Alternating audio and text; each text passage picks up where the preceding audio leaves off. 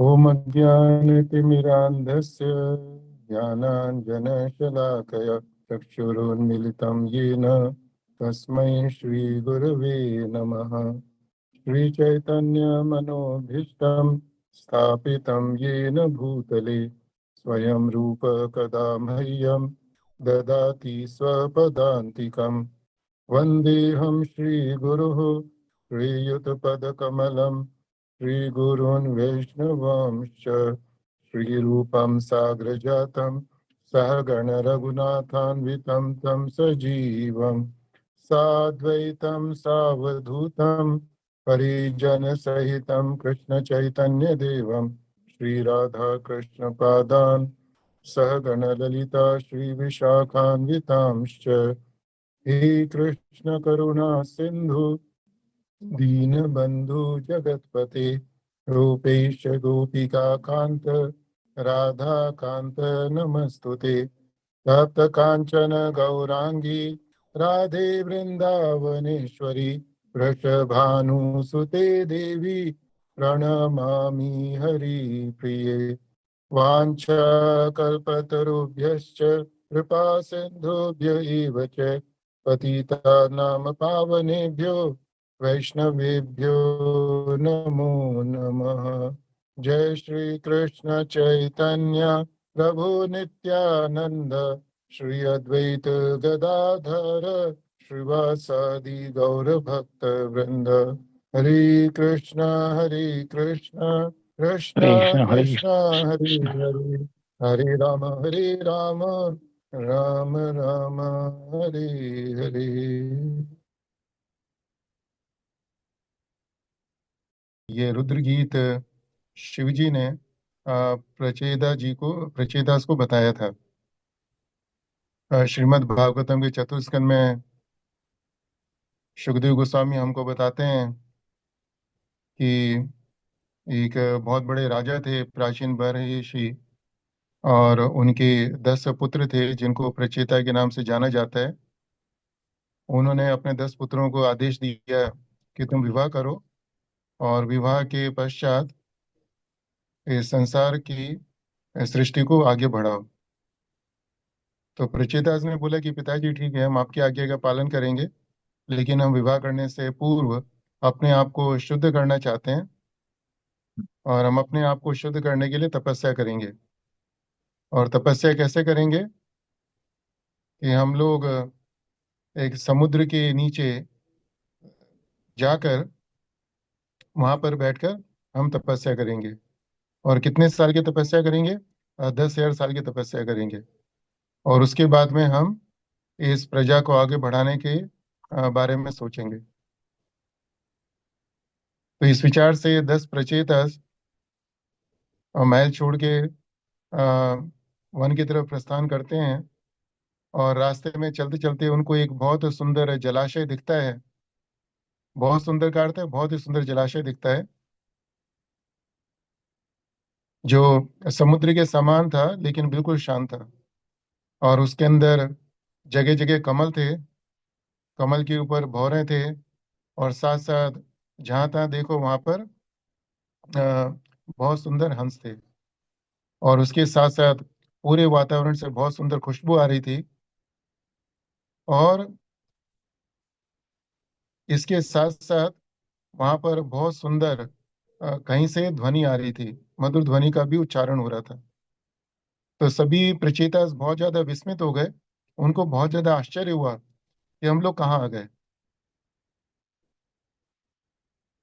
तो भागवत में बताया गया है कि प्रचेदास जब भगवान को प्रसन्न करने के लिए निकले तो ध्यान में इतने मग्न थे कि उनको एहसास ही नहीं हुआ कि वह चलते चलते शिव जी के लोक पहुंच गए। और जब इस तरह से विस्मित थे तो उसी समय जलाशय के मध्य से बीच से शिव जी धीरे धीरे स्वयं प्रकट होते हैं। और शिव जी के साथ साथ उनके बहुत सारे अनुचर हैं, सहगण हैं, जो शिव जी की स्तुति करने में लगे हुए हैं। तो प्रचेतास को और ज्यादा आश्चर्य हुआ। उन्होंने शिव जी को दर्शन किया। और जो शिव जी का उन्होंने रूप देखा, उसका रूप भागवतम में बताया गया है कि शिव जी की जो रूप था, उनका जो कलर था, it was like a molten gold. ये जैसे पिघला हुआ सोना है, वैसा उनका रंग था। और उनका कंठ नीला था। उनके 3 नेत्र थे, और तीनों नेत्रों से वह पूरे संसार को बहुत ही करुणामय दृष्टि से देख रहे थे। तो प्रचेताज ने जब शिव जी का स्वयं इस तरह से दर्शन किया, तो उनको बहुत ज्यादा असीम आनंद का अनुभव हुआ। और इस आनंद का अनुभव कर रहे थे, उसी बीच में शिव जी उनको बोलते हैं भद्रम ते, कहते हैं कि तुम्हारा पूरा कल्याण हो। I wish all good Fortune unto you. तो फिर प्रचेता शिव जी को बोलते हैं कि प्रभु, हमने तो आपको कभी याद नहीं किया, हमने कभी आपकी स्तुति नहीं करी, तो फिर आप हमारे ऊपर इतनी कृपा क्यों कर रहे हैं? आपने हमको दर्शन क्यों दिए? और इस अध्याय के शुरू में सुत गोस्वामी बताते हैं कि शिव जी को बड़े बड़े ज्ञानी मुनि योगी भी नहीं पा सकते, उनका दर्शन नहीं कर सकते। लेकिन यहाँ पर शिव जी प्रचेतास को स्वयं आकर अपना दर्शन दे रहे हैं। तो प्रचेतास को बहुत ज्यादा विस्मय हुआ। शिव जी से पूछते हैं कि प्रभु, आपने ऊपर हमारी विशेष कृपा क्यों करी? तो शिव जी कहते हैं कि अ, मैंने तुम्हारे ऊपर अनुग्रह किया है, और अनुग्रह का कारण यह है कि मुझे तुम्हारा प्लान मालूम है, मुझे तुम्हारी योजना मालूम है। मुझे मालूम है कि तुम सब लोग अभी भगवान को प्रसन्न करने के लिए 10,000 साल की तपस्या करने के लिए समुद्र की तरफ जा रहे हैं।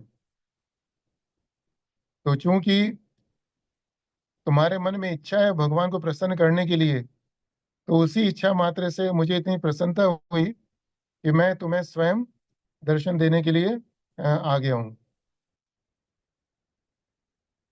तो इस प्रसंग से हमको मालूम पड़ता है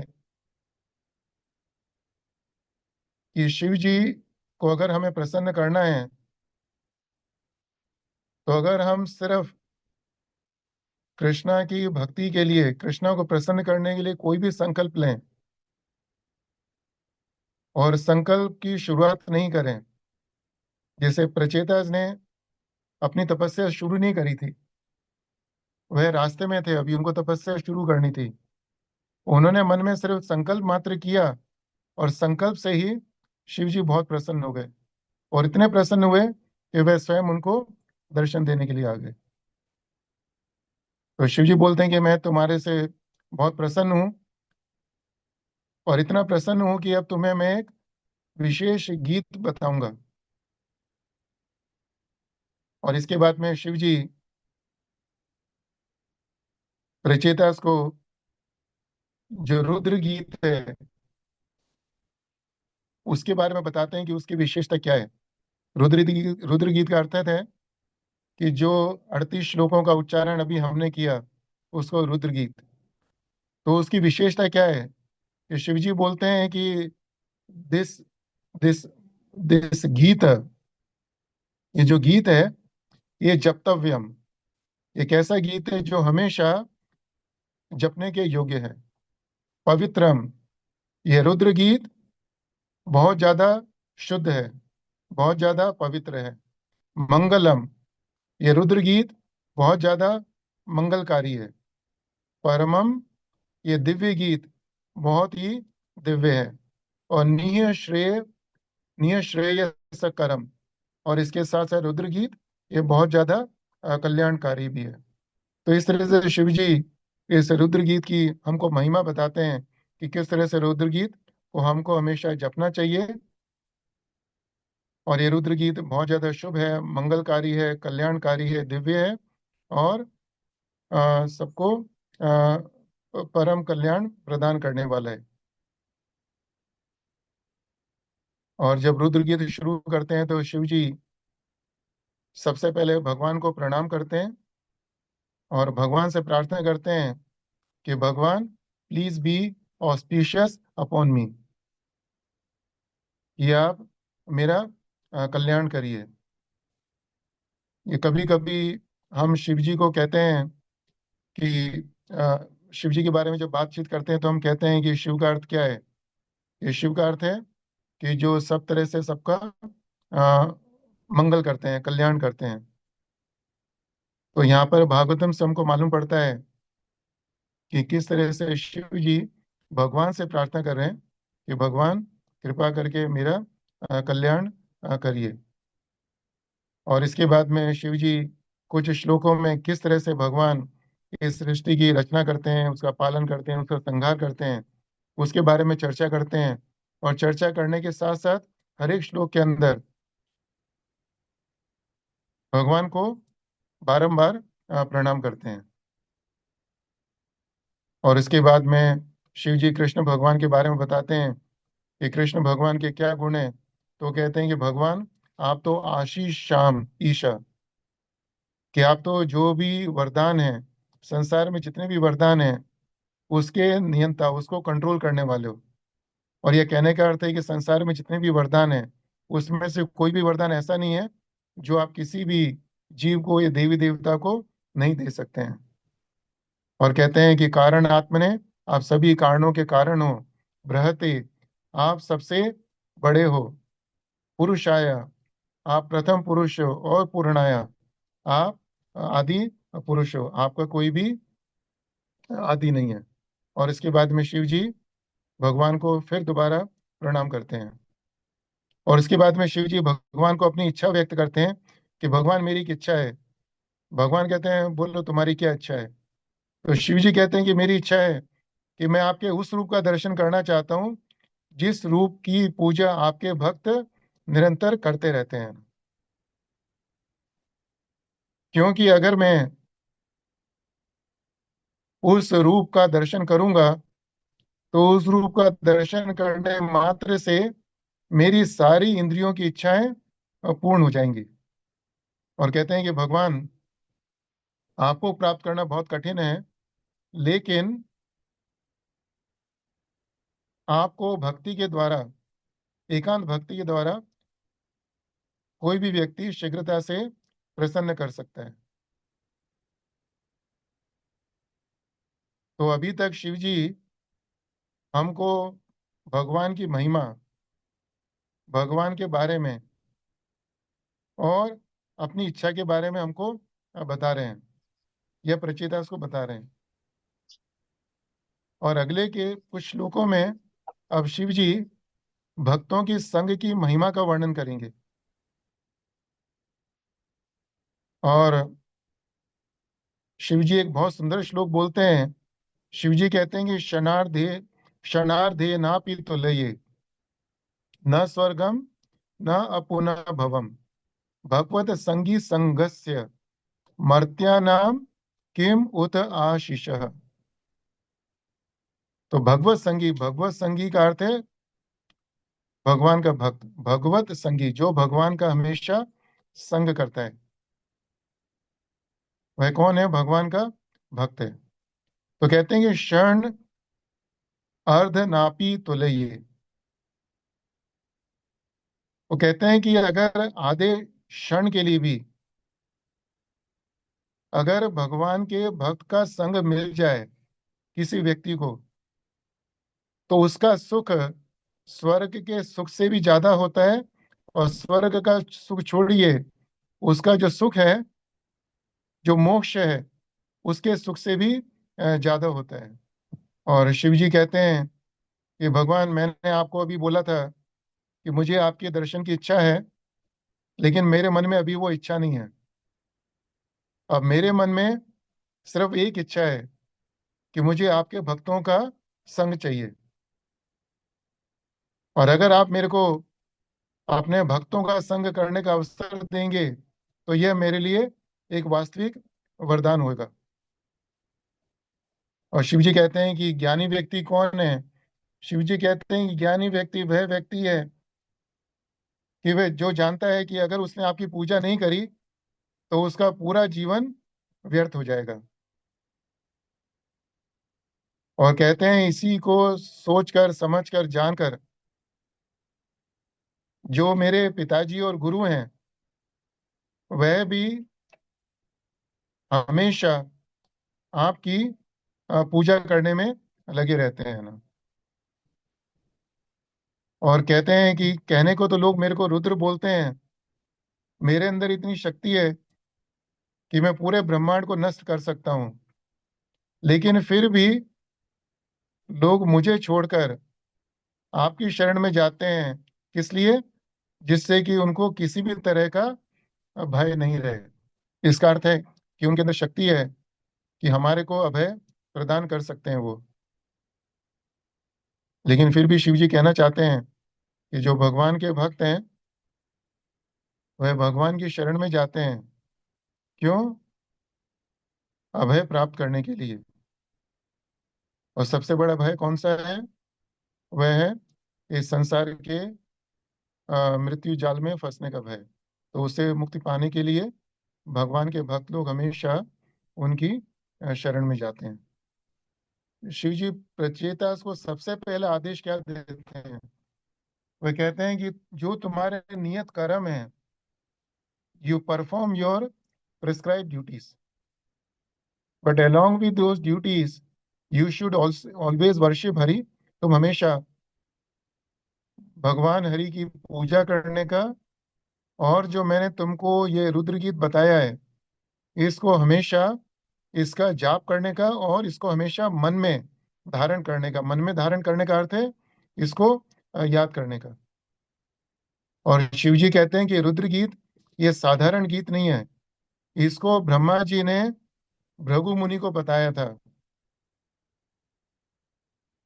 और जब सृष्टि की रचना करनी थी प्रजापति को, तो उस समय सभी प्रजापति ने, और शिव जी कहते हैं हमने, सभी प्रजापति ने, शिव जी कहते हैं वयम, शिव जी कहते हैं कि हम सब ने इस गीत का बार बार उच्चारण किया है। और शिव जी कहते हैं कि अगर कोई वासुदेव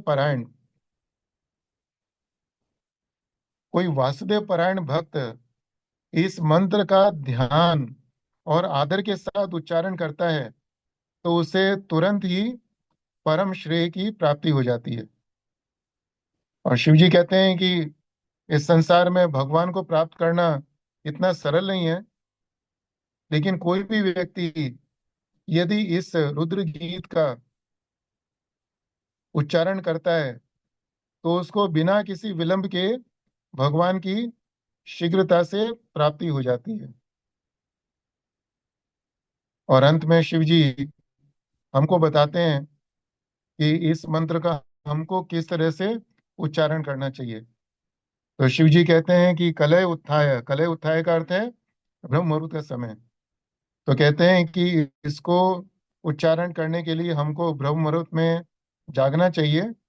और प्रांजलि, प्रांजलि है कि हाथ जोड़कर हमको श्रद्धा के साथ इसका उच्चारण करना चाहिए और इसको सुनना चाहिए। और शिव जी कहते हैं कि जो भी इस मंत्र का उच्चारण करता है,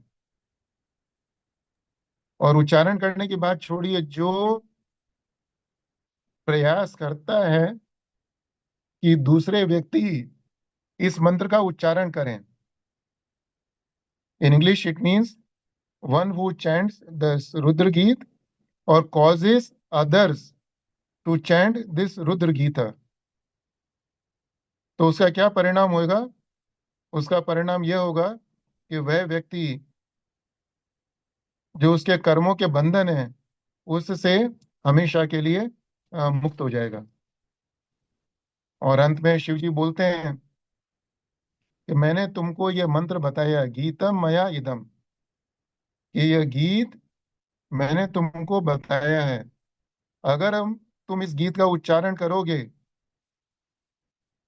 तो भगवान बहुत शीघ्रता से तुमसे प्रसन्न हो जाएंगे। यह रुद्र गीत का जाप करना एक बहुत बड़ी तपस्या करने के बराबर है। इस रुद्र गीत के जाप से तुम्हारा जीवन सफल हो जाएगा और तुम्हारी जो भी इच्छाएं हैं उन सभी इच्छाओं की पूर्ति हो जाएंगी। तो इस तरह से हम देखते हैं कि शिव जी ने जिस रुद्र गीत का उच्चारण किया, वह कितना महत्वपूर्ण गीत है। और इस रुद्र गीत के अंदर शिव जी ने भगवान की महिमा का वर्णन किया है, भगवान के भक्तों की संग की महिमा का वर्णन किया है। रुद्र गीत के अंदर शिव जी अपनी इच्छा व्यक्त करते हैं भगवान से। वो बोलते हैं कि भगवान, मुझे आपके जिस रूप का भक्त पूजन करते हैं, अर्चना करते हैं, उसका दर्शन करना चाहिए।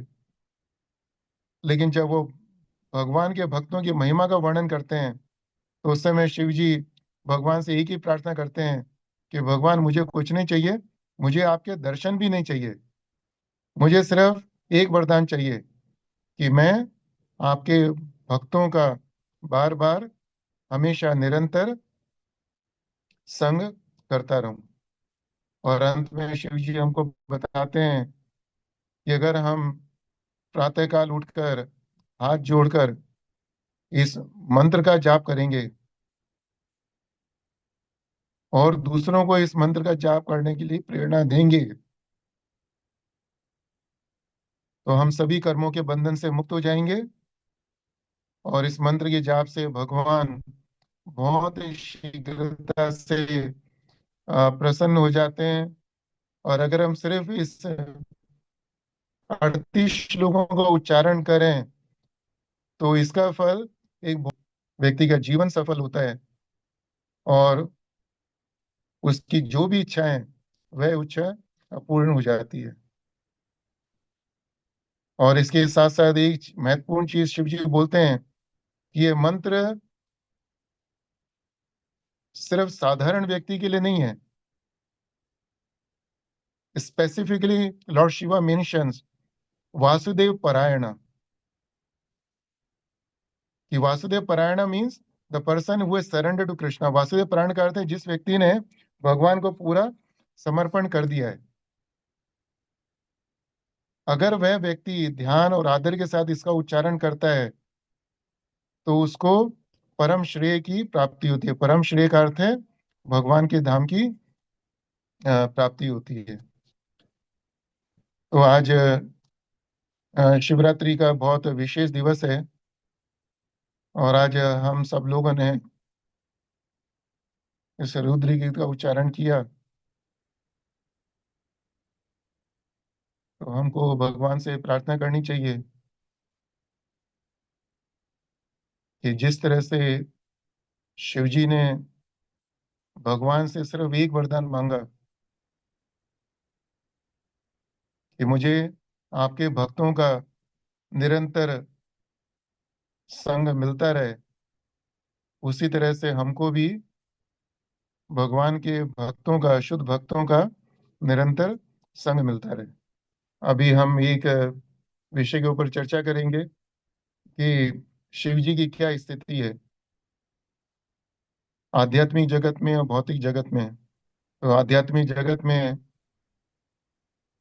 सदाशिव हैं, और भौतिक जगत में इनको शिव जी के नाम से जाना जाता है। भगवान भगवत गीता के अंदर बताते हैं कि of all the 11 Rudras I am Shiva. जब भगवान ब्रह्मा जी की प्रकृति से शिव जी प्रकट हुए थे, तो शिव जी वो 11 रुद्रों में से एक रुद्र थे वो। और शिव जी की दो स्थितियां हैं। एक तो एक भक्त के रूप में है, और एक दूसरा एक देवता के रूप में है, और संसार के नियंता के रूप में है। तो एक भक्त के रूप में शिव जी भक्त शिरोमणि है। भक्त शिरोमणि का अर्थ है कि भगवान के जितने भी भक्त हैं, उन भक्तों में सर्वोत्तम भक्त शिव जी हैं। श्रीमद् भागवतम के अंतिम स्कंद के अंतिम अध्याय में सुखदेव गोस्वामी बोलते हैं कि निम्न गानम यथा गंगा, देवानाम अच्युतो यथा, वैष्णवानाम यथा शंभु, पुराणानाम इदम यथा। तो सुखदेव गोस्वामी बोलते हैं कि जिस तरह से सभी नदियों में गंगा जी सर्वश्रेष्ठ हैं, जिस तरह से सभी देवों में अच्युत अर्थात कृष्ण भगवान श्रेष्ठ हैं, जिस तरह से सभी पुराणों में भागवतम पुराण श्रेष्ठ है, उसी तरह से सभी वैष्णवों में वैष्णव नाम यथा शंभु, कि भगवान के जितने भी वैष्णव, जितने भी भक्त हैं, जितने भी वैष्णव हैं, उन सभी वैष्णवों में सर्वोपरि वैष्णव शिव जी हैं। रुद्र गीत शुरू होने से पहले जब रचयिता भगवान को हाथ जोड़कर प्रणाम करते हैं, भगवान अर्थात शिव जी को हाथ जोड़कर प्रणाम करते हैं और उनसे पूछते हैं कि आप अपने अनुग्रह का कारण बताइए, तो उस समय सुखदेव गोस्वामी शिव जी को नारायण परह कहकर संबोधित करते हैं। तो नारायण परह का अर्थ है कि जिस व्यक्ति ने भगवान नारायण को पूरी तरह से समर्पण कर दिया हो। तो श्रीमद् भागवतम के अनुसार शिव जी का एक दूसरा नाम भी है, वह है नारायण परह, कि वे हमेशा भगवान को भगवान नारायण को समर्पित रहते हैं। और शिव जी का जो दूसरा रूप है वह यह है कि वह तमोगुण के नियंता है। तमोगुण के नियंता का अर्थ है कि संसार में बहुत सारे जीव हैं जो तमोगुण के अधीन हैं। बहुत सारे पशु हैं, पक्षी हैं, मनुष्य हैं, जिनके अंदर तमोगुण प्रधान है।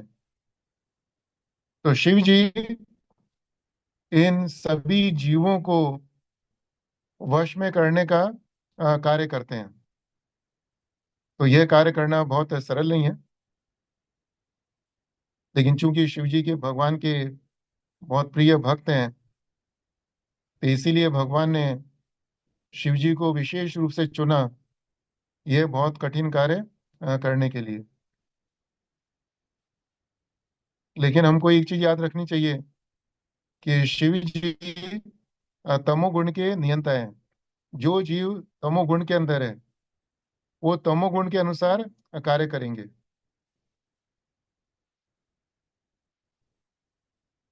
लेकिन शिव जी खुद तमोगुण में नहीं है।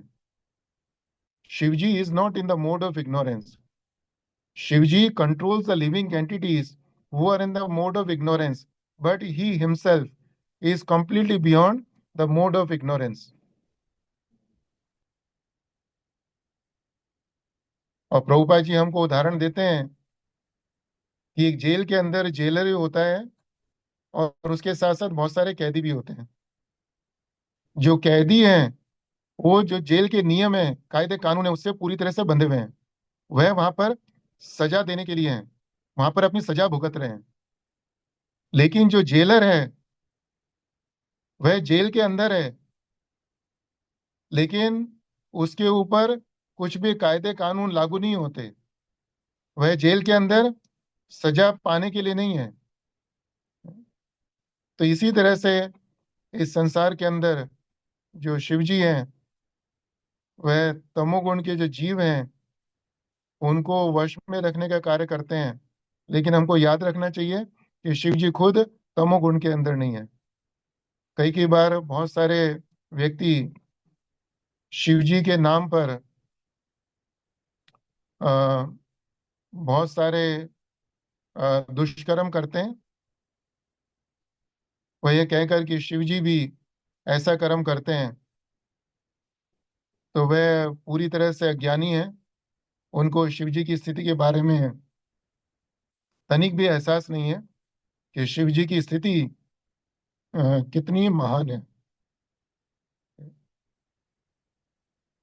वह भगवान के जितने भी वैष्णव हैं, जितने भी भक्त हैं, उनमें सर्वोपरि है। राम राम रामेति रमे रामे मनोरमे, सहस्र नाम ततुल्यम राम नाम वरानने। शिव जी हमेशा राम राम राम उसमें लगे रहते हैं। और ऐसा नहीं कि अपनी वाणी से जाप कर रहे हैं, उनका मन भी भगवान के राम नाम में लगा रहता है। शिव जी का जो मुख्य काम है वह भगवान के नाम का जप करना।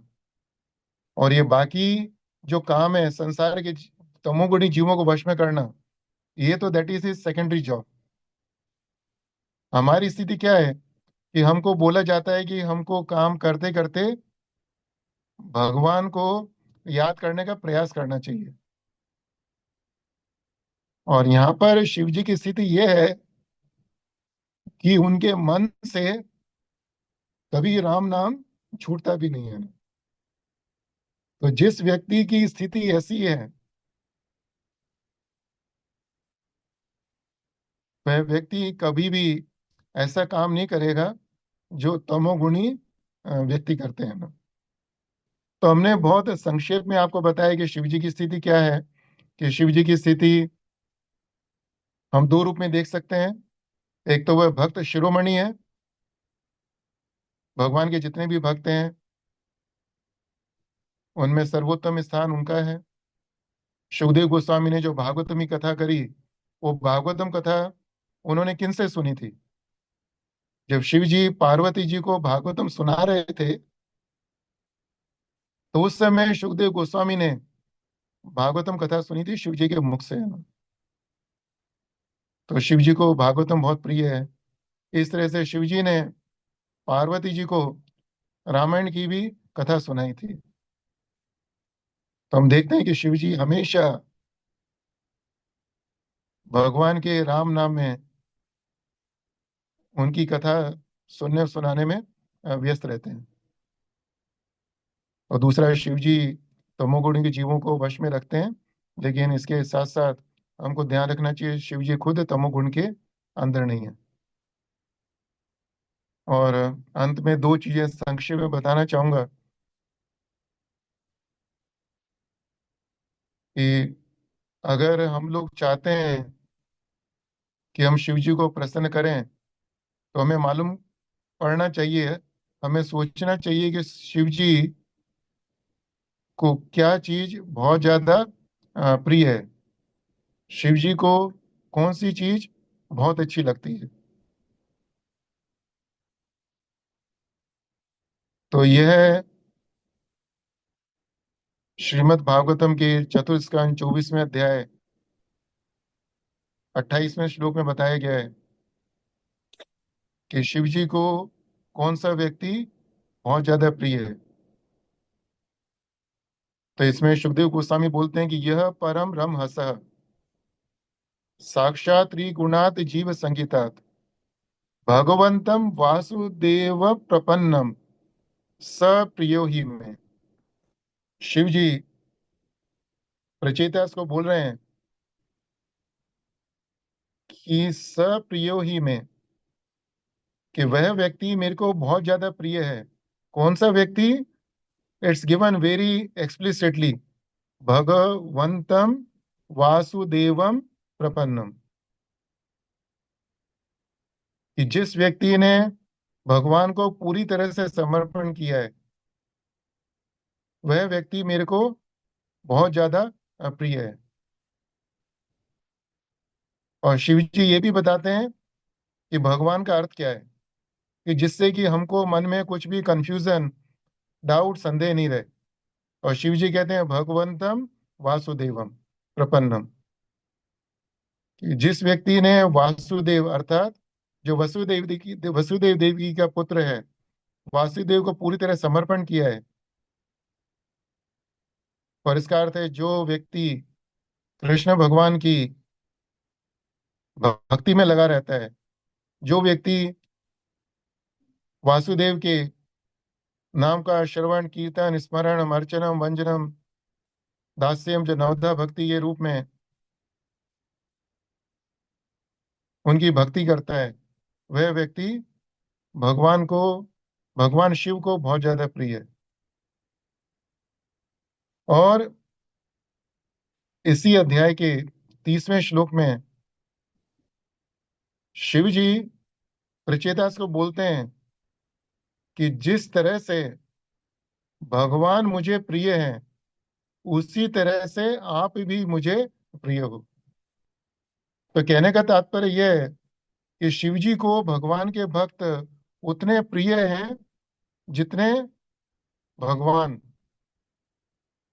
शिव जी को प्रिय हैं। और शिव जी, सॉरी, प्रभुपाद जी ट्रांसलेशन में हमको बताते हैं, लिखते हैं कि शिव जी हमको बोल रहे हैं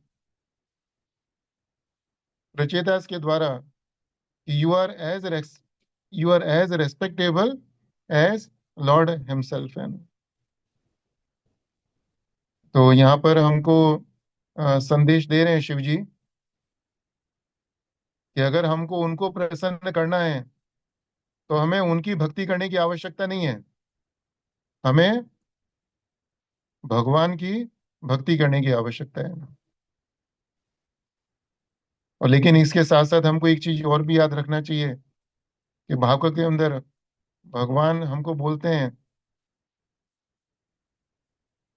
कि भगवान को अपनी भक्ति से ज्यादा, यह हम कह सकते हैं, या अ, इसको हम ऐसे कह सकते हैं कि भगवान को वो व्यक्ति प्रिय है जो व्यक्ति उनके भक्तों की उपासना करता है, भक्तों का संग करता है। तो जब शिव जी ऐसा बोल रहे हैं कि उनको वो व्यक्ति प्रिय है जो व्यक्ति भगवान की उपासना करता है, तो इसका अर्थ ये नहीं है कि हमको शिव जी की जो उपासना करते हैं, पूजा पाठ करते हैं, हम उसको ना करें। और अंत में अगर हमने हमारे मन में विचार हो कि हमको शिव जी से क्या मांगना चाहिए, हमारे मन में दुविधा है कि अगर हम शिव जी के मंदिर में जाएं तो उनसे कुछ मांगे या ना मांगे, तो उसके लिए हमको दोबारा श्रीमद् भागवतम को देखना चाहिए। श्रीमद् भागवतम के अंतिम स्कंद के 10वें अध्याय में मार्कंडेय ऋषि को भगवान शिव जी दर्शन देते हैं।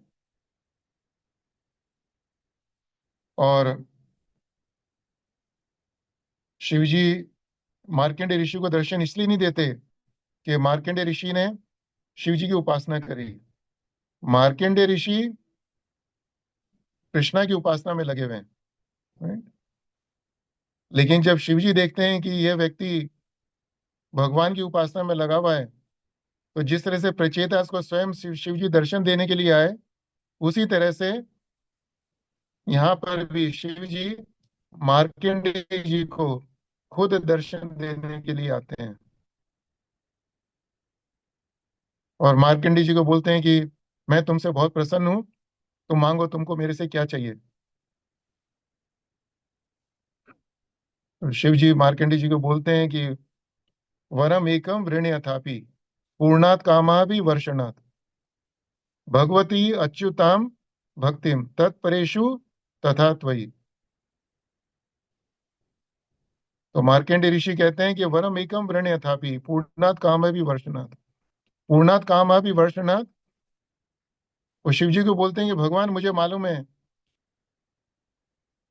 कि आप कामों की वर्षा कर सकते हो, आप जितने भी काम हैं वो सारे पूर्ण कर सकते हो, लेकिन मुझे सिर्फ एक वर चाहिए। और कौन सा वर चाहिए? कि भगवती अच्युताम भक्ति, कि मुझे सिर्फ भगवान अच्युता अर्थात है कृष्ण भगवान की भक्ति चाहिए। एंड तत्परेशु तथा त्वयि। और तत्परेशु का अर्थ है कि जो उनके भक्त हैं, आप जैसे भक्त हैं, उनकी भक्ति करने का अवसर मिले।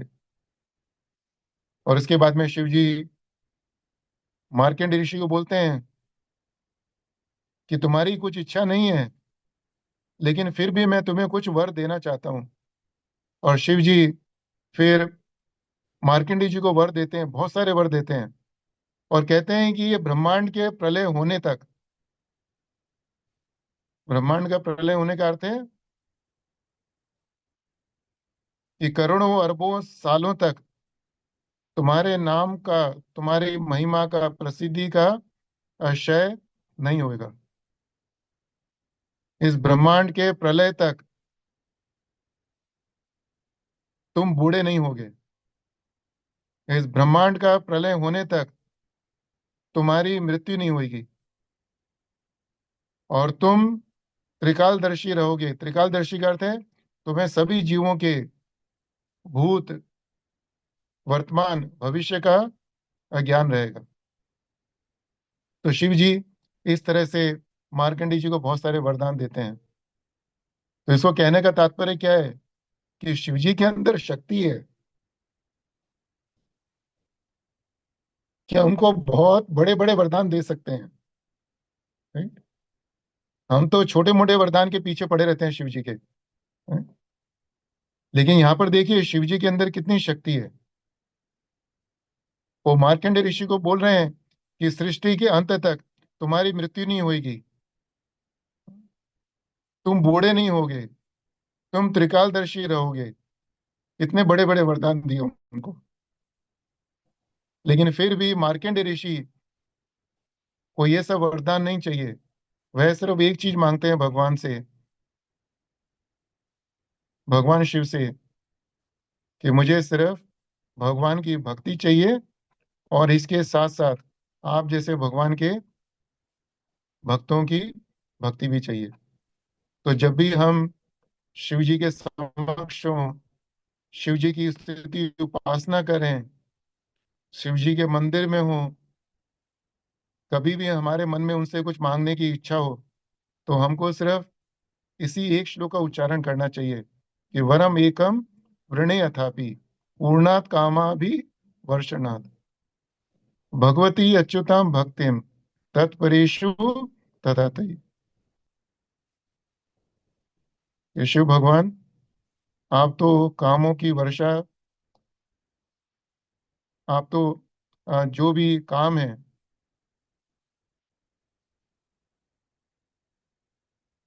वो सब कामों की वर्षा करी जाए आपके ऊपर। इसका अर्थ है कि हम एक के बाद एक, हमारी जो एंडलेस डिजायर्स हैं उसको शिव जी से बोलें कि मेरी वो इच्छाएं मेरी पूरी करो। तो शिव जी के अंदर सामर्थ्य है वो पूरी करने की। लेकिन हमको सिर्फ एक ही वर मांगना चाहिए, वह है कि हमको भगवान और उनके भक्तों की भक्ति करने का अवसर हमेशा मिलता रहे। तो अभी इन्हीं शब्दों के साथ इस कथा को विराम देंगे, और सभी भक्तों का बहुत धन्यवाद कि वो सब भक्त कथा में शामिल हुए।